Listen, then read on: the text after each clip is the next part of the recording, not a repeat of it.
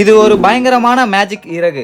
அப்படித்தான் ஒரு நாள் நடு ரோட்லயே இந்த இறகு கடந்துச்சுங்க. அந்த வழியா போன ஒரு பையன் அந்த இறகை கையில எடுத்ததும் டக்குனு புலியா மாறிட்டான். சரி, அவன் தான் புலியா மாறிட்டான். இன்னொருத்த வந்து அந்த இறகை எடுத்தா பாருங்க, அவன் சிங்கமா மாறிட்டான். அவனுங்களாச்சும் பரவாயில்ல, சிங்கம் புலியா மாறினானுங்க. இவனுங்க ரெண்டு பேரும் சிக்கன் கோழியா மாறிட்டாங்க. இதே மாதிரி அந்த பக்கமா வரவங்க யாராலையுமே அந்த இறகை எடுக்காம இருக்கவே முடியலங்க. இது வரைக்கும் அந்த இறகை எடுத்தவங்க எல்லாருமே அனிமலா மாறி காணாம போயிடுறாங்க. இப்படித்தான் அந்த இறகு காத்துல அடிச்சுக்கிட்டே எங்க கழனி பக்கமா வந்துருச்சு. நான் அப்பதான் ரோட்டுக்கா வந்தா, என்னடா இது ஏதோ மினுக்குற மாதிரி இருக்கு, பார்க்க இறகு மாதிரி இருக்கேன்னு பார்த்துட்டே இருக்கும்போது டக்கான ஒரு பனங்காய் உண்டின்னு வருது. அந்த பனங்காயை கையில எடுத்த உடனே எனக்கு ஒரு மாதிரி சைக்கோ மாதிரி ஆயிடுச்சுங்க. அந்த இறகு அடிச்சு உடைக்கிறோம்னு சொல்லிட்டு ஓங்கி அடிச்ச பாருங்க. இறகுக்குள்ள இருந்து நம்ம டீம் பசங்க வெளியே வரானுங்க. டேய், நீங்க ஏன்டா அதுக்குள்ள போய் பூந்தீங்க அப்படின்னு கேட்டதுக்கு அந்த மாதிரி இந்த மாதிரின்னு சொன்னானுங்க. யப்பா, இது ரொம்ப மோசமான இறகு போல, இதை கையில வச்சிருக்க கூடாதா சாமி அப்படின்னு தூக்கி கலாச்சிட்டாங்க. ஆமா, இந்த இறகை நானும் தான் கையில எடுத்தேன். ஆனா நான் ஏன் அனிமலா மாறல? ஒருவேளை நான் ஏற்கனவே அனிமலோ?